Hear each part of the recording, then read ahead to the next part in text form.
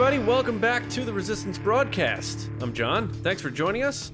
Monday, October 11th. We are already in the middle of October. Trucking along as we're getting closer and closer to the Book of Boba Fett, holidays. It's a good time. It's a good time to be alive. It's a good time to be a Star Wars fan.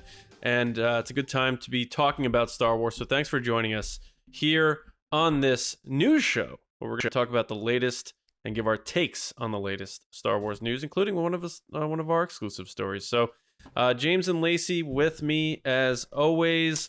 Hello. What is going on? How you guys doing? James, you got the new, but looks vintage. Like, it looks like a 50-year-old shirt, but it's really a 5-day-old shirt. Why don't you tell our audience and describe it to our audio audience what you got there? It is the Star Wars Visions t-shirt that is it's like an older one. It looks retro. It looks like it comes like straight from the 80s. I love the retro look. Yeah, it's the characters from Tatooine Rhapsody. It's kind of like a band photo thing, although Boba Fett's in there too. Star Wars in English crossed top. Star James Wars is gonna love bottom, this. Japanese. Yeah. Band thing. It kind of reminds me of your The Force Awaken shirt. Why? Because it's like the style. That looks old school too. Yeah, I like that shirt. Still got it. It's fading Lacey, out, man. It's just a blue shirt now, practically. Lacey, what shirt are you rocking? What's going on here? I have the Star Wars Celebration Kylo Ren looking at the helmet character art shirt that was, I think, for the tickets is what they very were good use it for. Very good. Lacey, did you when was the last time you got Taco Bell? I just got to check in on that. I got it on Monday, National Taco Day. They gave out free tacos. That was National Taco Day? They gave out free tacos. I missed it. I don't know how you missed it. I was writing in Discord like crazy, like, guys, I'm getting tacos today. Taco Bell's giving out free tacos. National Taco Day. I just thought you were getting tacos. Have you had the chicken taco? Yes, I did, James. I meant to tell you, I did get the chicken, like the big news exclusive. The new taco with the spicy sauce. It is spicy.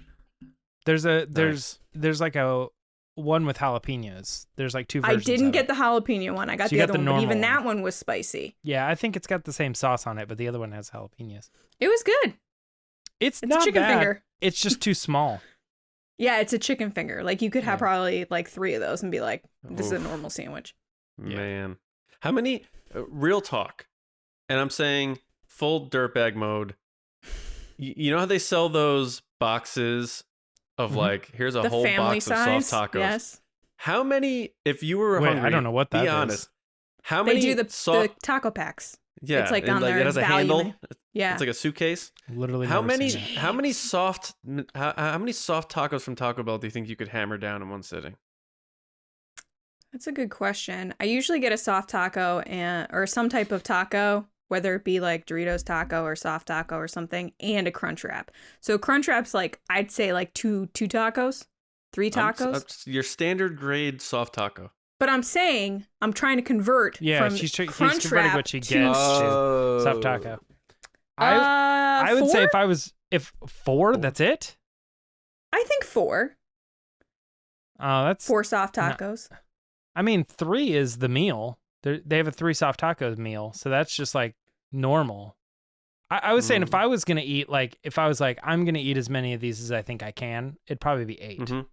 Maybe we should do a Patreon video where we each get a box and we see how many we can eat. I'd do it. James, you know what's funny? I was gonna say 8 too. Cause I think she's shooting low. She says 4, but I think she's forgetting how small the soft tacos are. We should totally do it. We should totally do it. How I can eat a Taco Bell soft taco in 3 bites? If no need problem. Be. John, I've never been around you when you're in dirtbag mode. I feel like I need to experience this because every time I hear about it, I feel like it's like 50-50, Lacey.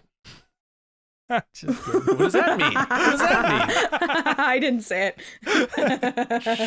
What the hell? No, because like when you went to White Castle, James, I wasn't there. And then we went to yeah. In-N-Out before the premiere, but even then, it's like you just got one burger. It wasn't like. Well, I didn't want to be getting sick at trying to watch a movie, like sitting there in my suit, just like all bloated, and like oh. Yeah, it's like the worst Star Wars experience ever. Ever. It was exactly. We should totally do that though. I would totally do that. Buy the box and see how many I get finished. All right, let us know. Let us know in the comments, or if you're on Twitter or whatever. Let us know if you want us to do $2 a month. You can watch us destroy a box of a taco eating challenge. Yeah. All right. So Taco Bell sponsored the podcast, please. Thank you.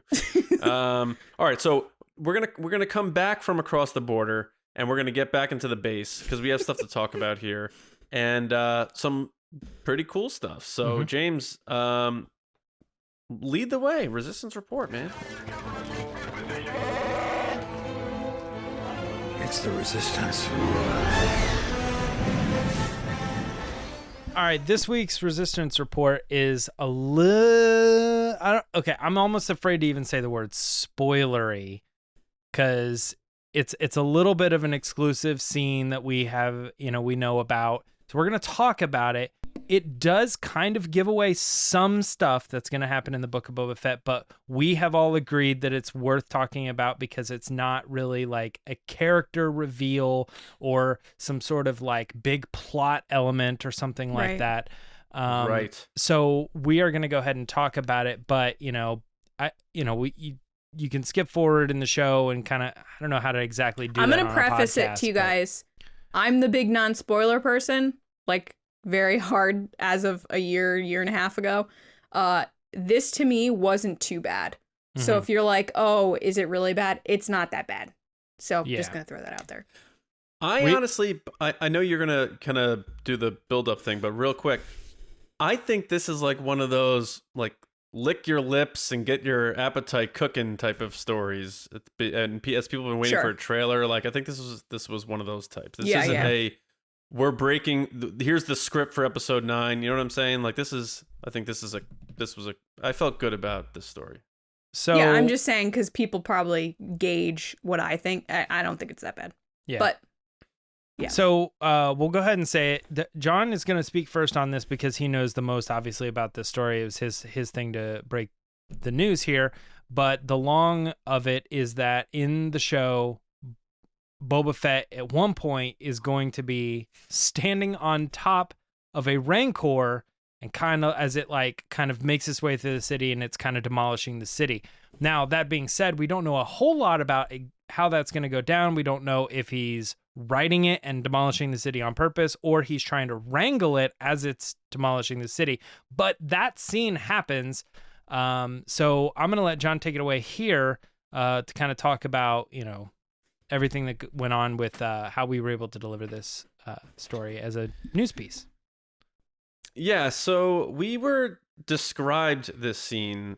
We didn't see footage or anything like that. That would have been cool. But we were described this scene, and we just tried to absorb as many details as we could, and then we had an artist create a rendering of it as best as we imagine it looks. So, but the skinny of it is that Boba Fett is standing on the back of the neck of a Rancor. It's a lighter toned Rancor. It's like the one from Return of the Jedi, Patissa, as it was recently named, is a more dark brown. This is a lighter, like sandy colored Rancor. And I know some people who dove into the article in the comments are like, is it Mulchi or whatever from Bad Batch? Bad Batch, yeah. Muchi. Yeah. So who knows? But the bottom line is Boba Fett is standing on the back of this thing. It has like they told us it has like a chest plate of armor and like wrist guards, like medieval looking stuff. And from their description, they weren't sure, but they're like, we're pretty sure he's like riding this thing. And it's, and it looks like it's going to be on Tatooine and they're going to be tearing through the city. And it just made me think of like Robert Rodriguez had a toy of a Rancor and he had a toy of Boba Fett and he put him on his back and he's like, this would be freaking cool, man. And that's all you got to do. That's all you have to do sometimes in Star Wars. So I thought, are we going to get that scene like we did with the stormtroopers for Mandalorian? Are we going to get that little cut scene in his backyard? So we ran this by someone else, and they were like, "Yeah, we're pretty confident that that's in the series." Because sometimes this stuff they make it, and it either gets cut or whatever. But from what I understand, this is going to be in it. And again, to me, it doesn't spoil the story at all because we knew Boba Fett was on Tatooine. It doesn't reveal a major thing like Baby Yoda or Luke Skywalker or anything like that. There's things I have heard about projects and stuff that I won't report on because I'm like, people need to find that out the right way, right? And there's also like story stuff that I don't want to hear because I was trying to avoid all the episode 9 stuff. Like I wanted to go in and I wanted to watch that movie. So, but this one, I was like, this is just a cool thing, like an appetizer to get you warmed up because we haven't seen a trailer yet, and this thing's only 2 months away. Like this is one of those things you're like, wow, this is if the show is anything like this show is going to be amazing. So if anything, I'm sure they're, they might not think this way, but they're probably like feeling good that people are receptive to it. I'm sure they were like checking out people's responses, seeing like, oh, that's good. And I'm wondering if like Robert Rodriguez saw it or something like that. But, again, like for anyone upset about it, I mean, the major trades revealed and ruined the surprise of Ahsoka being in, The Mandalorian. This isn't that great, in my opinion. And I didn't say great. This isn't that grade, that level. But it's still a very cool story, and I'm excited to see it actually show up on screen. So you can see the rendering. If you want to go into the article, we have an artist rendering made of it. If it looks anything like that, that's going to be so badass. So I'm very excited about that. But I think this is going to be a very cool story. But the one other thing I'll say is, in the article, I made it clear to ask, anyone who has one of those like Star Wars Twitter accounts with the 50,000 followers or whatever, just don't share the image publicly because people should have the right to go into the article to see it. And, there were a couple people we had to ask to like, please take it down. But most people were respectful. So I really appreciate that. I think that's really cool that people did that way. And there's other stuff I'll get into later that bother me and how some people handle certain things. But this is a happy time. This is a good time. So this show is going to be bananas, man. This is going to, I think this is going to be a wild series. And you could just see Robert Rodriguez is going to have some fun with this thing. And with the backing of Filoni and Favreau to kind of keep the train on the tracks a little bit, I think we're in for a really good time. So then, Lacey, you checking out the article, seeing the image, and kind of getting you guys were so nervous before this episode. They were like, so I don't know if you want to handle this. I don't know if you read it. I was like, I read it. It's good. Yeah. It's all good. I mean, she is the one that's always like, I don't want to know this stuff. And which is so lightning, difference, like from where we started. But like I've said, it's like the Ahsoka Baby Yoda stuff that bothers me because I feel like a lot of stuff got spoiled for The Mandalorian that didn't need to be spoiled. So that was my kind of attitude. This, not so much, but go ahead, James. Well, and you used to be a big spoiler person, is what James is saying. Yeah. Yes. And then things were robbed from me. Now I hate it. So then my question was, you check this out. What are your thoughts? Yep. Does it get you excited for the series? Oh yeah, absolutely. I love Rancors. They're like my favorite creature in Star Wars ever since I was little. Return of the Jedi was like my movie, and the whole Jabba's palace scene with Luke and the Rancor, and I collect Rancors. I'm so excited for Hasbro to be making that like special edition HasLab Rancor. I will be taking part in that. I know a lot of people were like, "Are you gonna get the Mandalorian Razor Crest?" No, but I'll get the Rancor. Like that's where I'm at. This looked really cool, and like I said, it didn't seem very spoilery. It just seemed like, oh, cool, they're bringing something back from previous movie/shows that we've seen. But yeah, like John said, it just seems super fun. Like, to me, I feel like even looking back at season 2 of The Mandalorian, Robert Rodriguez's episode with Boba Fett, outside of just, Fett-demption that we talk about here, about how I came back and was like, okay, Boba Fett's pretty cool. All right, I'll give it to you guys. Because I was definitely not one of those people. I feel like Robert's episode as a whole was one of the most fun episodes. That and like chapter 9. that Jon Favreau did with Cobb Vanth. Yeah. I thought those were like the two most action-packed, fun episodes of The Mandalorian. Yeah. So to see this, it's just exactly what John was saying. It looks like it's going to be a blast. It's going to be so fun. And I just can't wait to see what Robert does, because he loves action sequences. Like in everything that he does, he knows how to shoot action and like how to just make it so epic. So in like I'm a very all about raw it. way too.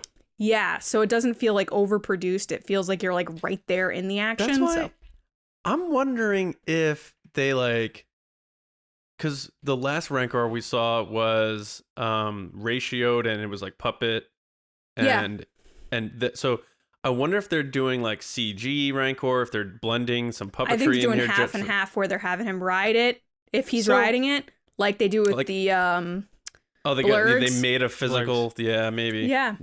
I think, then, like if they got like Phil Tippett back or something, just for like a little like nod to the old school, like I don't know, it's very interesting. this whole thing to me seems like that Chapter 9 episode with the Right. what's a crate dragon?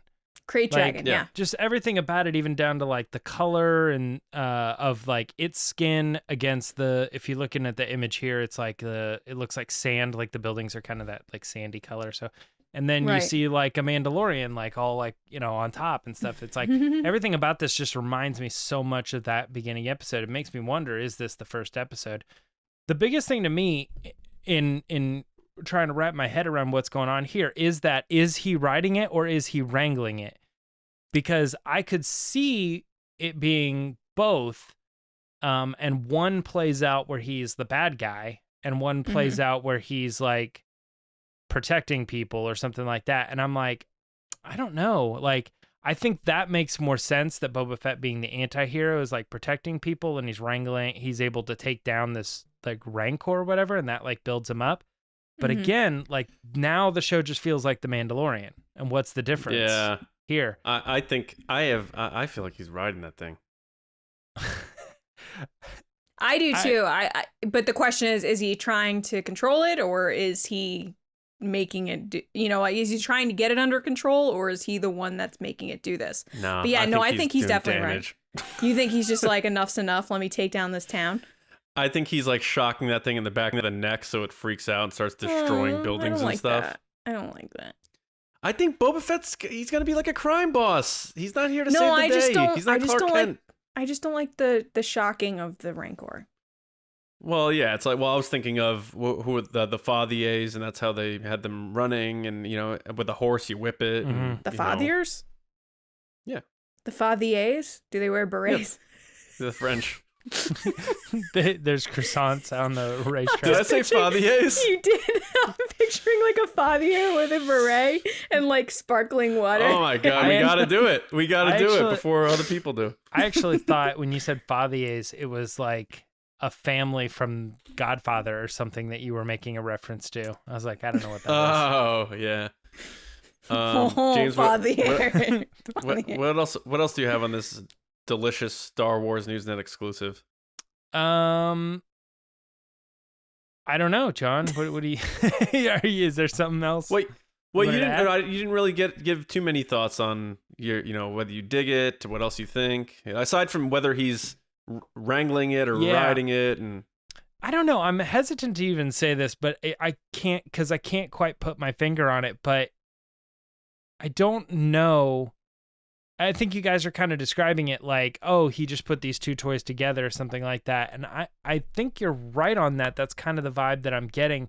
It feels like how would we feel if, like Luke Skywalker was on top of a ATST or something, you know what I mean? Like there's something that doesn't quite feel Star Wars-y about it, but it looks like you're taking two characters and putting them in, and it feels nostalgic and new at the same time or something. So it feels right. It feels like Star Wars television, but I'm trying to figure out like if I like it.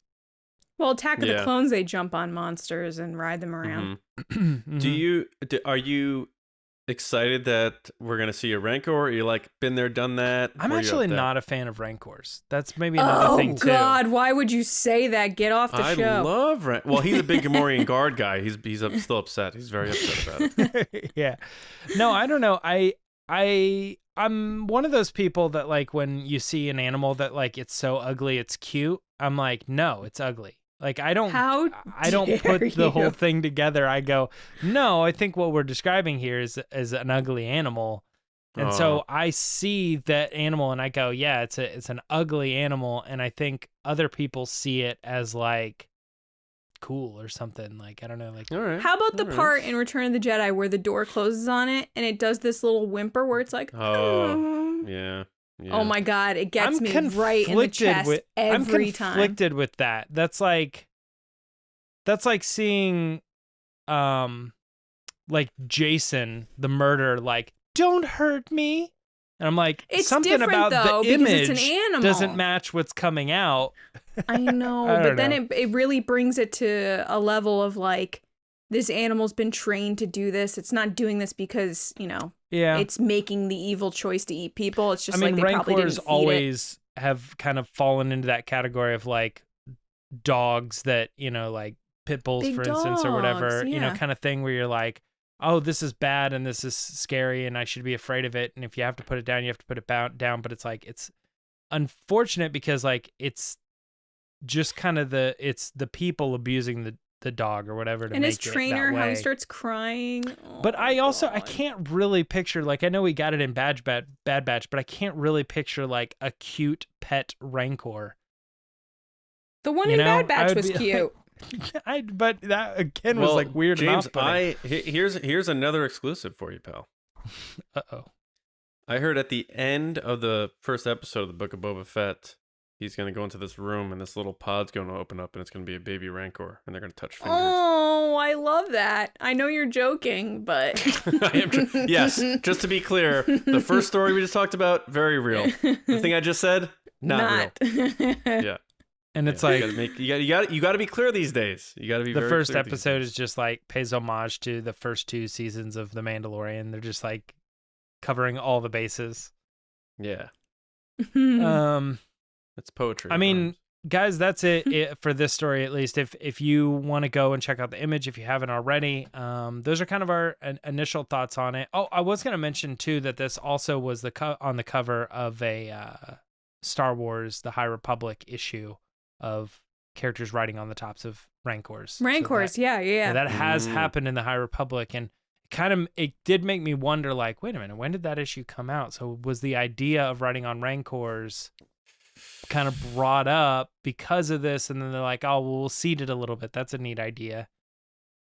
Right. And we'll put it in some of our other tales right now, and then when it comes out, it'll all feel already Star Warsy, or people will already be kind of like aware of that concept at least a little bit. I don't know, also reach out to James and let him know how he's wrong about Rancors being cute. I think they're weird looking, man. Looks like we have our next poll, James. Are Rancors cute? I mean, no. All right, guys, we're moving on to the next story. New books were announced last week. New books that are coming in 2022. There's a couple of them that are really interesting, but this is like their big slate. There wasn't like a ton that they announced, so I imagine there will still continue to be more. But we got one book called Shadow of the Sith, and that is going to be a story that takes place after Return, or no, I'm sorry. What am I reading here? It takes place after Return of the Jedi. Yeah, okay. It says unanswered questions from the Rise of Skywalker. Yes, here. Because a lot of the storylines feed into Rise of Skywalker. Oh, all right. Okay. Sorry. Yeah, it's this Shadows of the Sith is going to be a story of Lando and Luke together after Return of the Jedi, which is pretty awesome. Yep. Another story that we got is going to be called Brotherhood, and that is going to be about Obi-Wan and Anakin's relationship during the Clone Wars. We've gotten a little bit of that before, even in some comic stuff, like some Obi-Wan and Anakin, the one-shot series. Not one-shot, but 6 small series. But this is Lacey will talk a little bit more about where this actually takes place. Kind of interesting as well. And then we have Stories of Jedi and Sith, which is kind of, we've seen stories like this before. They're kind of collective things, multiple different authors telling stories very similar to what we got in Lego Terrifying Tale, and myths and legends, stuff like that, or myths and fables.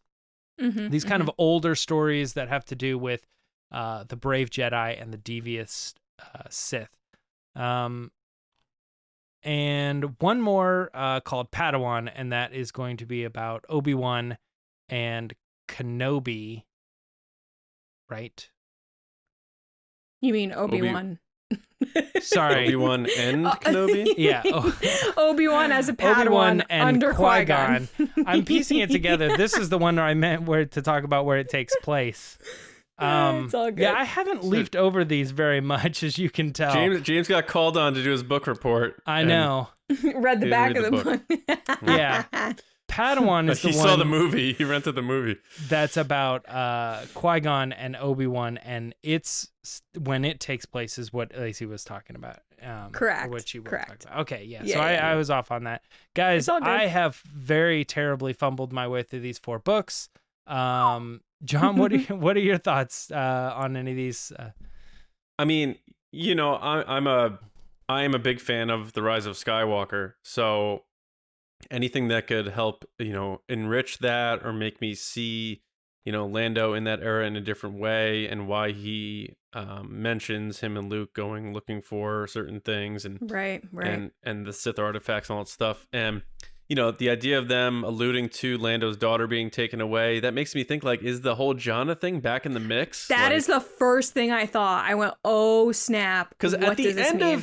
at the end of The Rise of Skywalker, her eyes light up like she just realized she just saw her dad.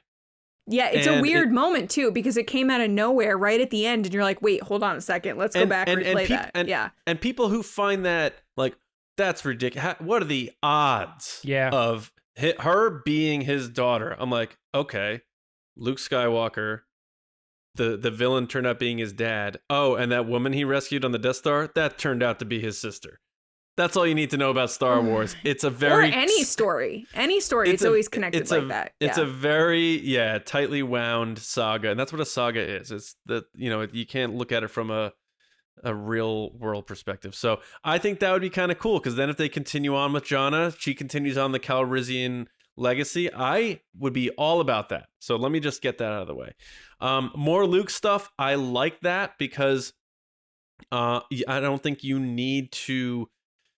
I'd be worried if they were trying to, like, dabble with, you know, like what we talked about. Like, do they recast Luke and do some live action stuff? And I think this is exactly what you do. Maybe an animated series, but these books and these types of things can help enrich that era. Yeah. Explain more about Oshi of Bastoon and what that's all about. Rey's parents, you know, and Adam Christopher writing it. You know, I felt bad when his Mandalorian book got canceled. You know, so because I'd been talking to him, and I know he was excited about that. And sometimes that happens in publishing, and you know, because of stories or what have you, and maybe canon implications, that book wound up getting scratched. But I'm glad he's getting another shot here. And he gave one of those, like, maybe things when someone asked about, are we going to get the names of Rey's parents, more details on them. I would love that. Yeah. So anything that helps us learn more about them, I like. So I'm all in on this one. This actually might be a canon Star Wars book I actually read. Wow. Because of the implications it could have and enriching of things that we learned in The Rise of Skywalker. So, and so the other one's fine, but that's just one off the that's top one of my before you eyes go on. into the other ones. Lacey, what's the one that sticks out to you? Oh yeah, that's all I had to say. The other ones are fine. That's the one I got my eye on. So I have to agree with John that's definitely the one that had my eye as well. Just like John said, I'm super pumped for Adam Christopher. I know last year when his book got canceled, I was just like, oh man, because he's like such an awesome guy on Twitter. He's so nice. He talks with everyone. He's a big Star Wars fan. So when that happened, I was just like, oh man, because he's so talented and he's done so many different books, including stuff for Stranger Things and whatnot, that the Mandalorian book would have been really good. So that was a little sad. But seeing this, I remember I saw this tweet very early in the morning and I sent it to people being like, what does this mean? And so I was really pumped that I actually was right and then something, and I didn't look like an idiot. So there you go, Adam, following your tweets. Yeah, good guy. But yeah, no, this description is so interesting to me because I feel like it answers a lot of those questions that, as someone that The Rise of Skywalker wasn't my favorite. I'll put that out there. I think I've been pretty honest about that. There's just like a lot of holes in that movie that I'm like, okay, but what about this? What about that? And I think that this description alone kind of starts checking those boxes. Like, okay, this is what Lando was doing. This is what Luke was doing. It is interesting that it mentions Rey and her parents. You know, will we find out more about that situation? Does Luke then know about Rey before he even meets Rey? Because then that kind of is weird with The Last Jedi where he's like, who are you? Mm-hmm. So I'm interested to see how that kind of all the puzzle pieces fit together. But the Jannah thing is what really stuck out to me. I was like, oh my God, clearly that's what they're trying to say here. That has to be what they're trying to say here. And I think that this could be something that leads into something live action with Jannah. If we get this book and it gets super popular and crazy, like that's the story that we want to see is, you know, Lando saying, okay, let's go find him. Let's go find your family. And then it ends up their family. That's really, really awesome. I really love that. Other books. So other books. The one that James was mentioning that was kind of revealed when it was the big question for the Padawan one with Kenobi was if it was going to be anything with Satine, and the author had said that no, this is before Claudia Gray's Master and Apprentice, so it has nothing to do with Satine. It's a completely new story. The other things are like there's a collection of stories, which is interesting. I'm super pumped about this one for kind of not necessarily the stories, but Jake Bartok on Twitter, who did Star Wars fan art for like the past 2 to 3 years, he's super talented. He did all these like Star Wars medieval caricatures of like what characters would look like in medieval times. It's super, super cool. To see him go from that to actually doing the illustrations for a Star Wars book, like talk about living the dream. That is so awesome. As a fan myself, to see a fan get to either go into writing or doing something on the shows or just to make that step going into working for Lucasfilm, like congratulations. That's really awesome. Yeah, that is cool. Yeah, I like that a lot. And it just shows people that like if you work hard and you know, just do what you love, eventually it will pay off. And I love that message. So congrats, Jake. If you hear this, I hope you have more Star Wars books to do because we love your art. James, is there anything that stuck out to you from these books? Well, one thing kind of, because like I said, you guys were kind of filling me in as I'm listening to you talk about like what these are about. You mentioned that the one story is not a Satine story because it takes place, you know, before the other one. But the other book, Brotherhood, is of the period of time where Anakin has just been risen up to become a Jedi Knight. So yes, this is so there's 2 Kenobi books. Yeah, and that particular book would be like before Clone Wars. Right. So if the other story is not addressing Satine, this one could. I don't know, maybe I'm crazy on that, but it is talking to kind of his getting used to being without Obi-Wan on a regular basis. So it's kind of interesting. Is that right? So that I like that one. The other one, okay, so we're talking about stories of Jedi and Sith. I don't know, man. I'm starting to get a little burnout on these types of books, like the myths and fables and stuff. Some of these stories kind of bother me because they beat around the bush whether they're canon or not. And we talked about that last Thursday. Right. But it's really annoying to me when I'm supposed to be invested in a story and I can't even be sure that I'm ever going to see this referenced again anywhere ever, you know. That bothers me, even if it's something as simple as like something they sell at Galaxy's Edge, you know, right. A weapon of some sort, or you know, that's cool, and I'll feel like, oh, that's from that book, that's really neat.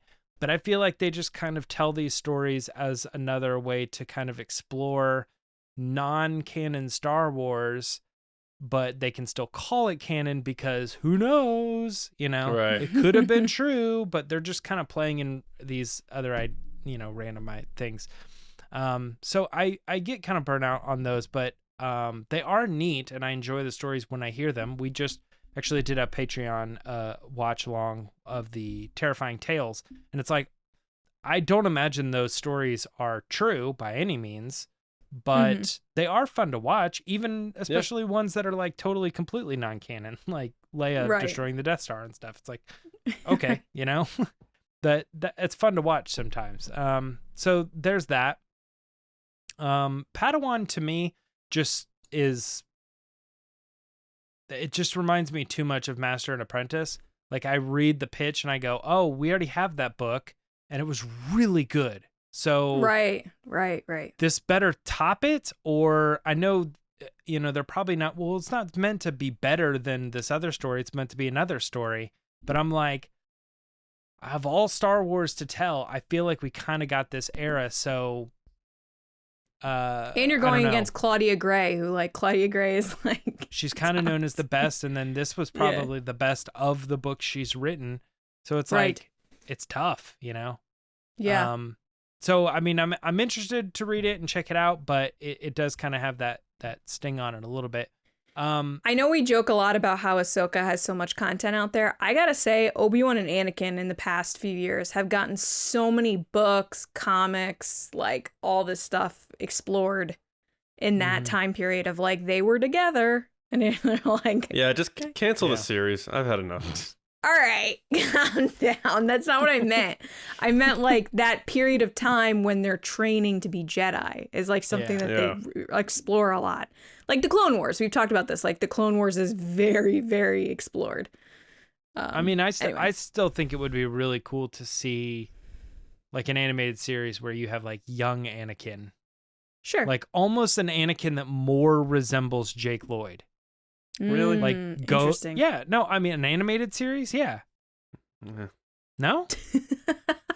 I just feel like then we're at the point where it's and no offense, I'm sure a lot of more people agree with you than me, but I don't need every year of Anakin's life documented. It's year 3.5. Yeah. They're and then Anakin went through puberty and it was very awkward. I mean, I get it. The last one then he got very angry. Yeah, it's the Shadow of the Sith thing. Yeah, it's interesting because it's hard to kind of find an era that this falls into place because it looks like a lot of the things are all leading and making those ties to the sequel trilogy, but it seems like this is very clearly that aftermath, type era right after the original trilogy. Yeah, it's Mandalorian. It's they're exploring that whole time period. Yeah. The one thing that I think is interesting with this, and you guys are both kind of are leaning on it, that it's Jannah as the daughter. The only little thing I'll throw in there just to give it something else to think about is that despite whether she's his daughter or not, the canon is that he did lose a daughter at this time. Yeah. Right. So take that. It's say somebody made a decision long ago. It's not her dad. Okay, they just made that decision. We're gonna tell a story about Lando. I think that would mean she would have to be as old as Ben Solo, right? Yeah, she's probably around late 20s, 30, something like that. If you're going to tell a story about Lando at this time in his life, you have to address the fact that his daughter went missing. Well, that's what they say in the synopsis. They say he's looking for her. Yeah, I know. That's what I'm saying. You can't just tell a story about Lando and Luke running around being buddies. You have to mention that his daughter's missing, and that's part of the issue. And then when you say that, people are go, oh, and then they're going to make that connection back to her. But it's pretend that they're not related. This is still going to be a crazy story about him losing his daughter and being we don't ever know what happened. Right. She just kind of disappeared one day and we don't really know what's going on. Now, that being said, what's the point of that story if you don't end up getting some closure on it? I mean, that would just suck. Why write a story where Lando had a daughter and she was stolen from his arms and he searched to find her and he never found her? That's the end of the story. Well, I mean, that has to be it because at the end of Rise of Skywalker, he doesn't say, "Hey, I'm your dad." Right. Well, that's the thing. So James is, in other words, saying they're going to develop some sense of a conclusion on this where he does reunite with his daughter. Oh, it might not be her, but I'm saying, right. But like, what is Though I really think it is. ultimately the point of like, it's one thing if you're saying, oh, he lost his daughter years ago and that was a tragic thing, like she was killed or she died in, you know, when she was 3 for this reason, and you want to make that part of his story, that's fine. But now you're going back to this era. I don't know. It just it seems strange to me. Like, I feel like there has to be some sort of closure, because they wouldn't tell this story if it didn't have purpose. Right. Think about this from just like Disney and Lucasfilm's perspective. You know, Skywalker Saga is done. I don't think anybody thinks we're done with those characters. And, you know, we've talked about it with Daisy coming back or whatever. Mm-hmm, mm-hmm. They want to keep certain levels of connectivity there, and you can just as easily carry over the sequel trilogy characters and say, there's your connectivity, there's your familiarity, for those kids who are going to be, you know, now in their teens and 20s, who grew up as little tykes watching this for the first time. But you know, you can keep the Calrissian thing going with Jannah. Rey took on the mantle of Skywalker, so that name is still there. That's right. You like hearing the name Skywalker. That's a very important thing. You still can bring the droids back. You can bring Chewie back, the Falcon, all that stuff. I think like anytime they can take an opportunity to carry it on to the next generation while not being like, here's Lando again. Now he's 106 and he's going to fly the Falcon into the.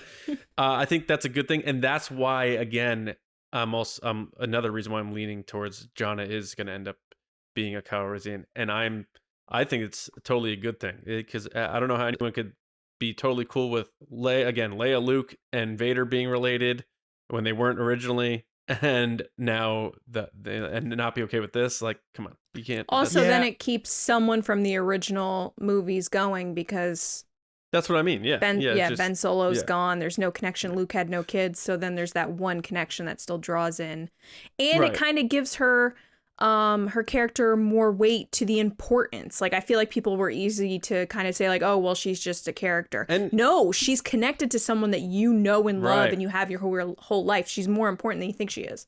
And if Oscar doesn't come back, or they do the thing where he comes back and they kill him off early, like I think they might. I think they might do that too, yeah. You could have Jannah flying with Chewie, and then you still have the Lando-Chewie kind of connection. I think that'd be cool. So... Because she did take the lead a lot in Rise of Skywalker, where she's like, okay, this is the plan. This is what we're doing. Yeah. So it gets me excited about the potential for the future. And I think they're planting those seeds properly to keep them at least at a simmer, so that when they do come back, everyone's like, why does this feel so familiar when all the old G's are gone? You know? So I don't know. We can go on about it, but I know we have more stories to get into. I loved her character. I hope she comes back. Yeah, it definitely opens a lot of doors, and I hope that book ends up doing that. It kind of, you know, gives you 1,000 more questions and roads that we could take, you know, because even just you describing it, and I'm thinking about some of those connections, like you mentioned, like the Lando and Chewie sort of pseudo connection and stuff. I'm like, man, you know, Finn was also missing his parents. Maybe Finn's in the mix too, and it's like the 3 of them. But then I'm like, but he's a Jedi, and then I was like, man, that now even because this story exists, I'm starting to think maybe that's part of his thing too, where he's like, I never had any parents, or I never had any direction, and Rey would be like connecting with him over that, you know, like, yeah, I mean, how awesome would it be if my story's messed up too, and they're like trying to connect over. It's almost better to have no parents than the parents that she had. Right. Well, not that her parents were bad, but like her lineage or whatever. Yes, right. Imagine she goes off on an adventure with Lando off screen. Like, you don't see it necessarily, or she comes back and then she figures out the Lando is her dad, right? They kind of establish that, and then she's wearing a cape and stuff. Like, that's so awesome. I would love that. Where she like rolls up to she already kind of does have like a cape, right? Right, I'm saying like she shows up in a Lando cape that like you're just like, oh, this is so awesome. We've got a lot of stories to get to and stuff, but I just want to throw this out there too. Do you guys know that every single week when we do this podcast, I gotta rewatch, and then it's like always a different movie. Like, I'm always like, I gotta rewatch Solo. Well, and I'm like, I never end up doing it. I get distracted. I watch other things, or I read books or whatever. and I never do it. But every time when I'm on the show, I'm sitting here thinking like, man, I got to rewatch Rise of Skywalker. I got to do it. It's so good, or whatever. It just gets me pumped up. How does this name sound? Just to close out the story, Jana Calrissian. I think it's pretty cool. It's pretty. Any name with Calrissian sounds cool, but yeah. All right. One other story that we wanted to talk about was they kind of did a interview with the people who were working on Lego Star Wars Terrifying Tales, the creators. They were talking about behind the scenes. There's a lot. If you guys want to go over to StarWarsNewsNet.com and check out our article where we kind of broke it down. This actually came from StarWars.com, so you can go check it out there. But we kind of took a lot of the highlights and put it together for you so that you're not sifting through a giant article. You're just kind of getting like the major points here. But it's a good read to get a lot of it's like special features on a DVD or something along those lines. They talk a lot about, where inspiration came from, how the whole thing came to be, which I'm sure we'll talk about here in a second, but that's coming off of the holiday special and the success of that. So a lot to be said here. John, you want to take it away? Anything that popped out to you on this? We just watched it, to be honest with you. Too. Yeah, we did. So, yeah, I'll say this. Them speaking about it and saying how they kind of like it. This spawned off of the success of the Lego Holiday Special, which I thought was received really well. It was really fun. No one took it too seriously, which was great. And it's of that same vein.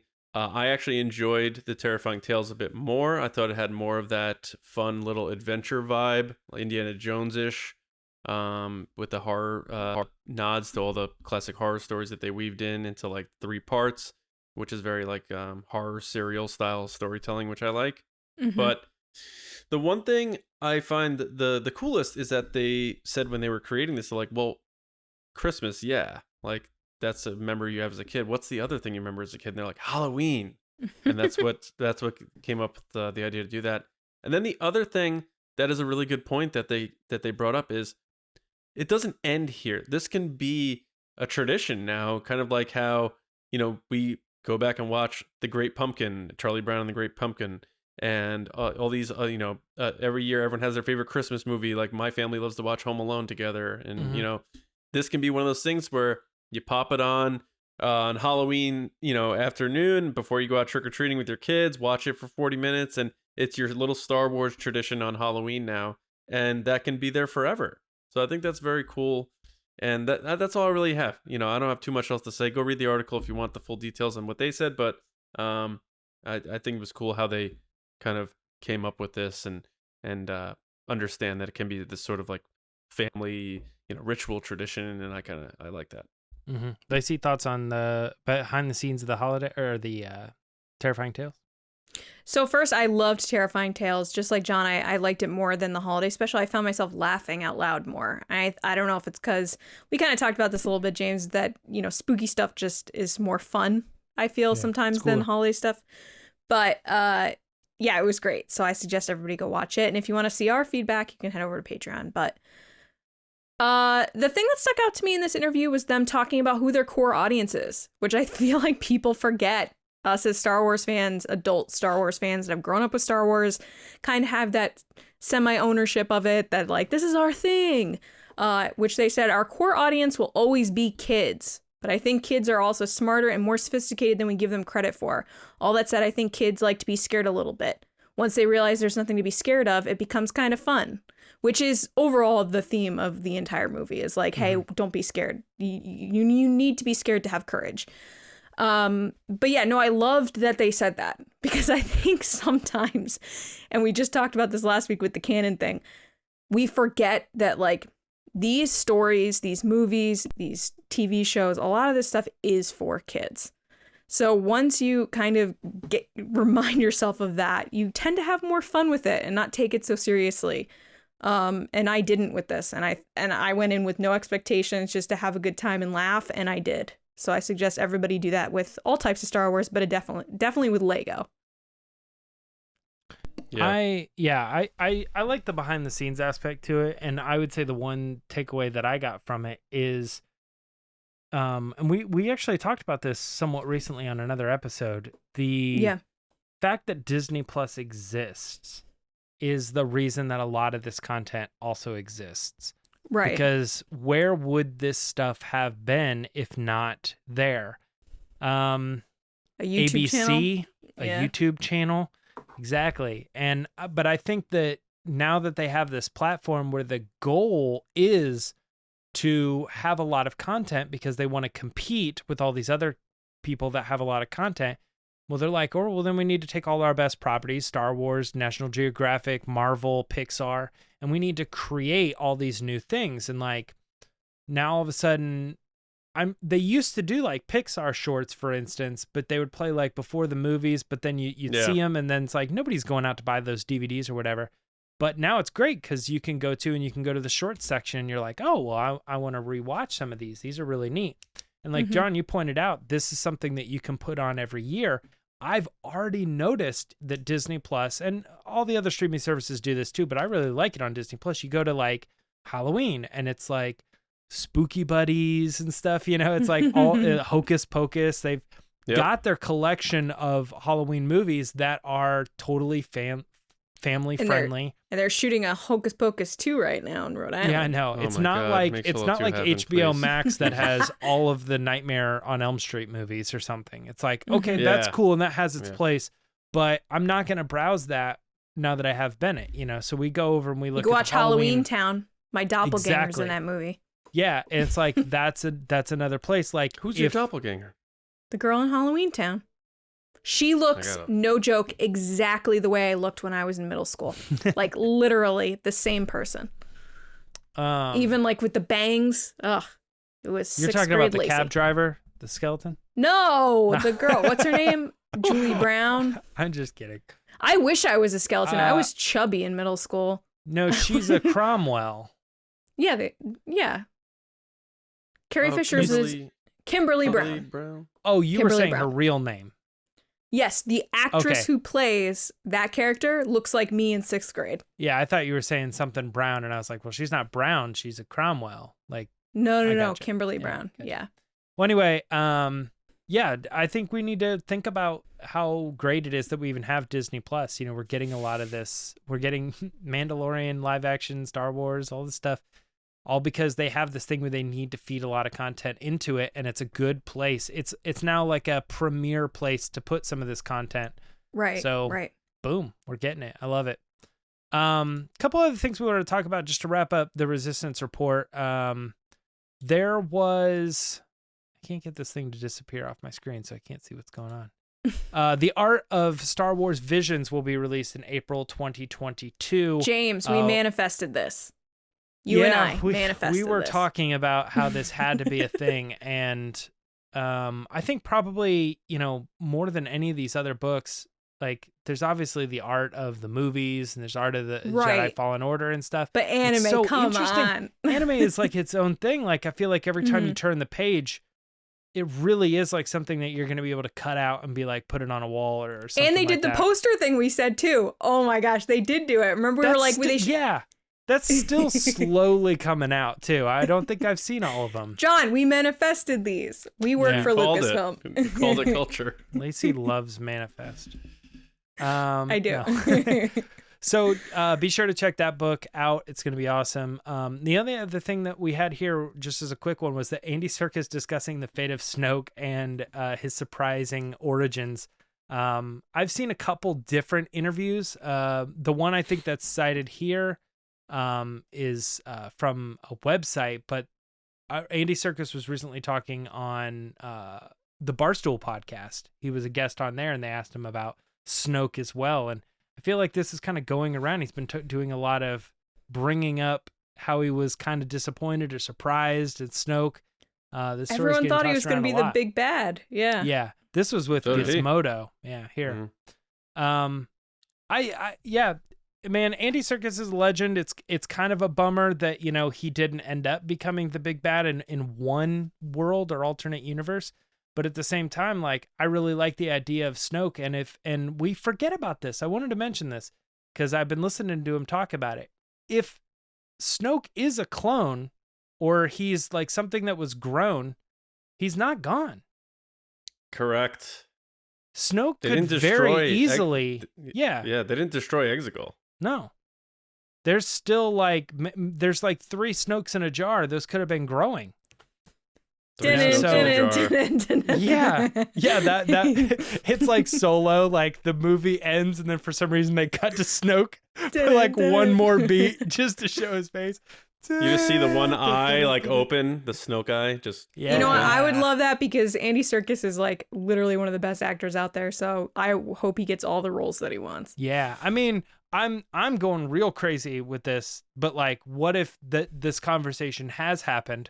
What if they talked with him and now it's being moved into place? This is now why he's talking about Snoke a lot. Like JJ's like, all right, let's try this again. All right. Take 2. Well, take 3. JJ's back. He's back, baby. Snoke's back. Like Snoke's back. Get that 2015 nostalgia going. Yeah, it's like only like 6 years. That's how fast culture is. Like, dude, people back then they were back in the day when we were kids, like 5 years ago. Yeah, right. Dude, remember when The Force Awakens came out and a gallon of gasoline was $4.70 to $5, you know? Just like good old days, you know? It's like relive the saga that we released 3 years ago. 2 years ago. Yeah. All right. Well, that is it for Resistance Report. We got a really cool pod race coming up. I'm going to let Lacey take it from here. All right, guys, it's time for the Patreon pod race.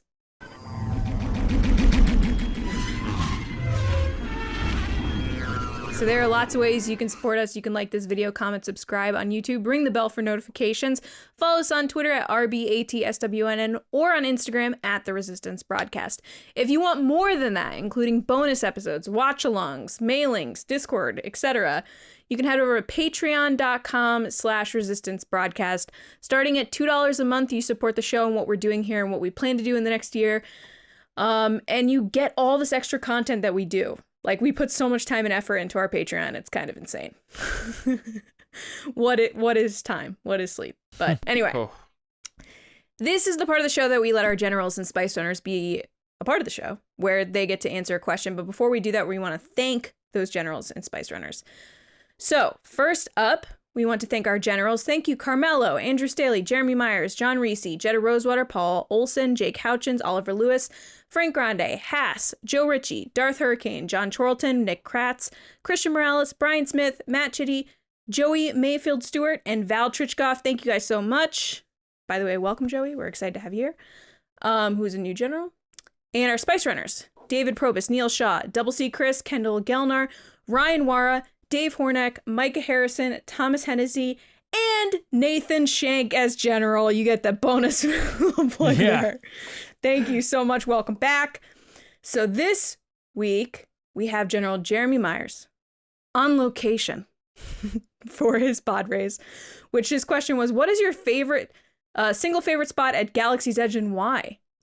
So, Jeremy, take it away. I know, when I think about it, this is a pretty cool dang spot to be at here at Galaxy's Edge. But I know there's many other. Of course, seeing Rey at Galaxy's Edge is always a fun time. Even seeing the sights of the First Order are a positive thing here at Galaxy's Edge as well. Not a fan of the First Order, but the sights are still pretty damn amazing. Having a delicious blue milk in the courtyard area is always a fun time. Of course, seeing Kylo throw little tantrums all day long is always fun. I love seeing him act like a little child.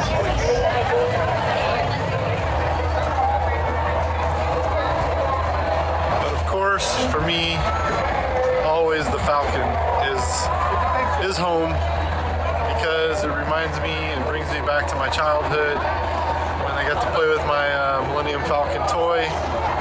So for me, I can't beat the Falcon right here at Galaxy's Edge. That's where I proposed to my girlfriend. It's one of the first things I got to do at Galaxy's Edge. This is home. All right, guys. General Jeremy out. Jeremy, awesome job. I am extremely jealous because 2 years later, I still haven't made it to Galaxy's Edge. But John, what do you think? Nice editing skills. You have the fade ins, the fade Oh. outs. Hollywood. Yeah. He gets a job offer from ILM. Yeah, exactly. I love that. It was like getting a little Mark Daniels tour of Galaxy's Edge. So that was very cool. I liked all the spots you picked out. Yeah, and we're going to talk about this a bit on Thursday, but the Falcon, man, I can't wait to go see that thing. So I am jealous, but I'm very happy that you get to go. I'm very happy that you had some big moments there. I believe you proposed to your girlfriend while you were a part of the TRB community. So I love that you have that and that you think of your childhood and the whole thing. I mean, just a great job, and I'm glad the timing worked out where you were able to do your pod race from Galaxy's Edge. I think that's very cool. So hopefully everyone got a kick out of that like I did. And you're the man, Jeremy. Thanks for all the support. I can't wait to hang out next May. James? Mm-hmm. I love when we do get these like special edits. Like Jeremy, I think that was like my favorite part of the whole thing is the fact that it was like multiple clips put together. Because I'm always like, like Carmelo is gonna be mad. You know what I mean? I'm like looking at like Neil Shaw, like, what's going on with all these edits? Like these people they're stepping up their game. No, I absolutely love that, and I'm gonna be at Galaxy's Edge real soon. So I'm very excited about getting this tour because I'm looking at that milk and I'm like, oh man, I can almost taste it. Yeah, can you? Thanks, Jeremy. Can you almost taste it? I can almost taste it, John. Very disappointed, but you know what? I'm gonna be there in May, and I can't wait. And we're gonna be there as TRB with all of you guys that are going to Celebration. That is gonna be a party and a half. So I feel like the wait for me is kind of worth it because I'm going to be experiencing it for the first time with these guys as well as the rest of you that will be there with us.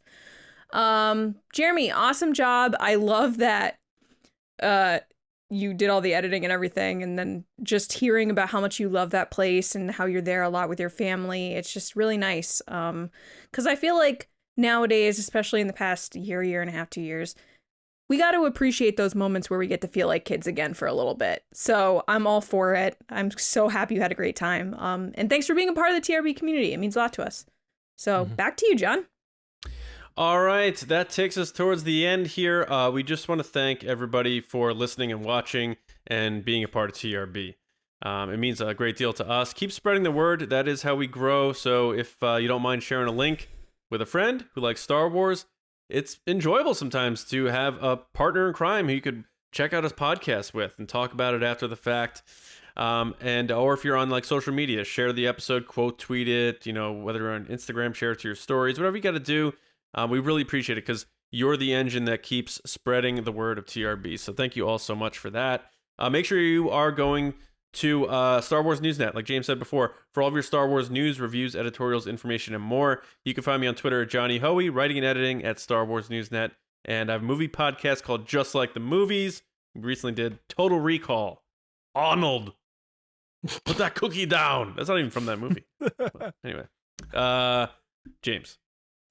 You can find me on Twitter and Instagram at Myra Trunks. And one other thing too is like at the end of every one of these episodes, we put the most recent episode on at the end of the video. You can click on it. So if you haven't yet, wait till the end of this video and click on last Thursday's episode. If you haven't checked it out, we had a really good story on canon. And we make it right there available for you. As soon as you can wrap this up, you can just go right into maybe one you missed. So check that out. Do it. Lacey. People can find me on Twitter and Instagram at Lacey Gilleran, and I want to thank everybody for sharing their thoughts and comments every week about our episodes and just letting us know what you laugh at or have fun with, because it means a lot.